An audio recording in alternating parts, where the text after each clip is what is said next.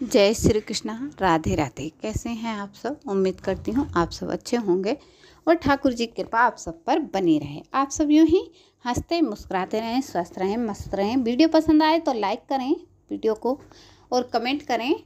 Video को ज़्यादा से ज़्यादा शेयर करें ताकि अच्छी अच्छी जानकारी सभी को प्राप्त होती रहे।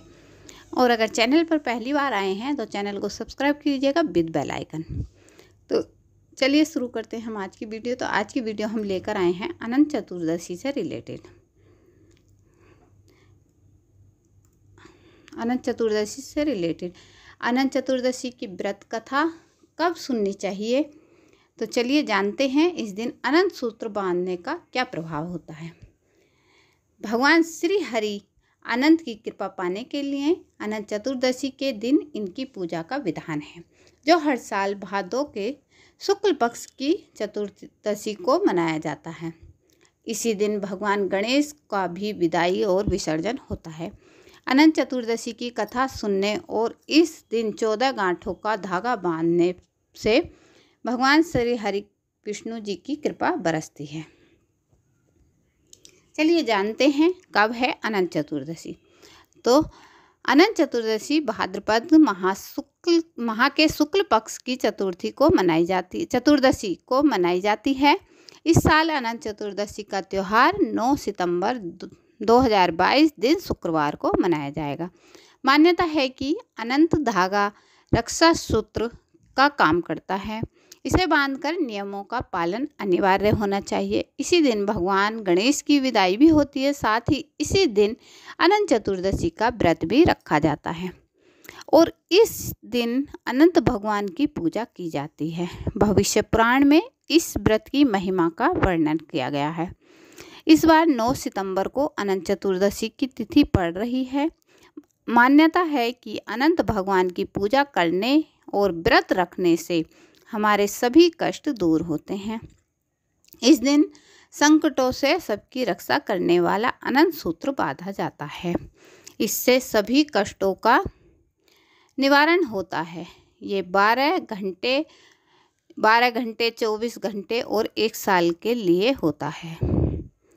चाहे तो आप 12 घंटे में खोल सकते हैं, 24 घंटे में, नहीं तो फिर 1 साल में खोलिएगा। अनंत चतुर्दशी का चलिए शुभ मुहूर्त जान लेते हैं। तो अनंत चतुर्दशी का तिथि जो है प्रारंभ होगी 8 सितंबर 2022 शाम के समय 4:30 से और अनंत चतुर्दशी की तिथि समाप्त होगी 9 सितंबर 2022 शुक्रवार दोपहर 1:30 पर। तो इसीलिए 8 सितंबर को लेट आ रही है अनंत चतुर्दशी और 9 सितंबर को सुबह में पूजा के समय पे अनंत चतुर्दशी होगी। तो इसीलिए जो है 9 सितंबर को रखा जाएगा व्रत। अनंत चतुर्दशी की पूजा का समय होगा 6:30 से 1:30 तक। तब तक आप किसी भी समय पूजा कर सकते हैं। इस दिन रवि पुण्य योग है 6:03 से और 11:35 तक सुबह को रहेगा। साथ ही शतभिषा नक्षत्र, धृति योग और चंद्रमा कुंभ राशि में भी रहेंगे। अनंत चतुर्दशी की चलिए पूजा विधि हम जान लेते हैं। तो इस दिन सुबह स्नान आदि के बाद भगवान श्री हरि विष्णु को अनंत सूत्र की जो है षोडशोपचार विधि से पूजा शुरू करें और अनंत सूत्र को बांधते समय इस मंत्र का जाप जरूर करें, ओम अनंताय नमः जरूर करें। और कलश की स्थापना की जाती है जिसमें कमल का फूल रखते हुए कुश का सूत्र अर्पित किया जाता है। भगवान एवं कलश को कुमकुम हल्दी का तिलक लगाया जाता है। कुशा सूत्र को हल्दी से रंगा जाता है। और अगर आपके पास कुशा ना हो तो श्री हरि विष्णु का फोटो या विग्रह भी आप स्थापित कर सकते हैं। ठीक है। अनंत देव का आह्वान कर धूप दीप एवं नैवेद्य का भोग लगाया जाता है और इस दिन खीर पूड़ी का भोग लगाने की परंपरा है। उसके पश्चात सभी के हाथों में रक्षा सूत्र बांधा जाता है। इस दिन कच्चे धागे से बने 14 गांठ वाले धागे को बाजू में बांधने का विशेष महत्व है। इसे शेष नाग पर शयन करने वाले भगवान श्री हरि विष्णु के अनंत की कृपा होती है। और ये ध्यान रखें कि जेंट्स जो हैं इस धागे को दाएं हाथ में बांधेंगे और जो लेडीज हैं वो बाएं हाथ में, यानी कि आदमी जो है दाएं हाथ में बांधते हैं सीधे हाथ में, और लेडीज जो हैं वो उल्टे हाथ में बांधेंगी बाएं हाथ में। कच्चे सूत से बना यह धागा बहुत ही चमत्कारी होता है। यदि इसे विधि विधान से बांधा जाए, यह धागा पूरे साल पुरुषों की दाहिनी कलाई और महिलाओं की बाईं कलाई पर रहना चाहिए। यदि आप ऐसा करने में सफल हो जाते हैं तो जीवन की तमाम समस्याओं से मुक्ति मिल जाती है और घर धन धान्य से भर जाता है। और यह व्रत बहुत ही फलदायी होता है।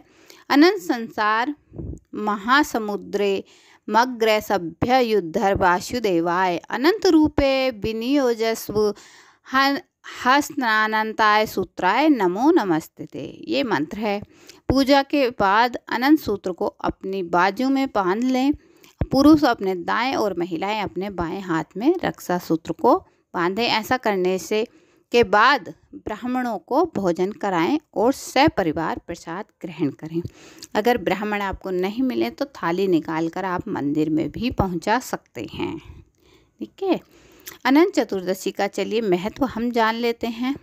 श्री कृष्ण ने दिखाया मार्ग कहा जाता है कि जब पांडव जुए में अपना सारा राजपाट हार पककर वन में कष्ट भोग रहे थे, तब भगवान श्री कृष्ण ने उन्हें अनंत चतुर्दशी का व्रत करने की सलाह दी थी। धर्मराज युधिष्ठिर ने अपने भाइयों तथा द्रौपदी के साथ पूरे विधि विधान से यह व्रत किया और अनंत सूत्र धारण किया। इस व्रत का इतना प्रभाव पड़ा कि पांडव सभी संकटों से मुक्त हो गए।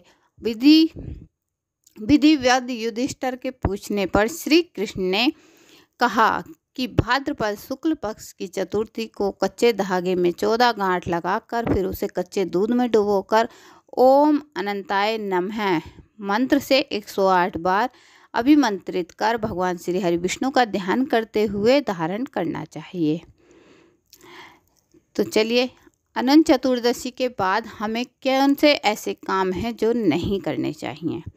अनंत धागा बांधने के बाद आपको मांसाहार नहीं करना चाहिए। इसके अलावा इस धागे का निरादर नहीं करना चाहिए। कम से कम 14 दिन बांधने के बाद उसका किसी नदी में विसर्जन करना चाहिए।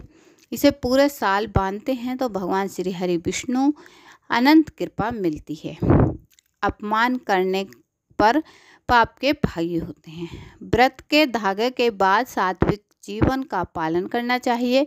किसी की चुगली और मजाक नहीं उड़ाना चाहिए और ना ही किसी को कम आंकना चाहिए। तो चलिए हम कथा सुन लेते हैं। अनंत चतुर्दशी कथा मैं दूसरी वीडियो में सुनाऊंगी, क्योंकि वीडियो बहुत ही लंबी हो रही है, तो मैं वीडियो अलग से बना के डालूंगी अनंत चतुर्दशी की कथा पर। तो चलिए मिलती हूँ न्यू वीडियो पर। जय श्री कृष्णा, राधे राधे। अगर जानकारी पसंद आए तो कमेंट बॉक्स में कमेंट करके ज़रूर बताइएगा। राधे राधे।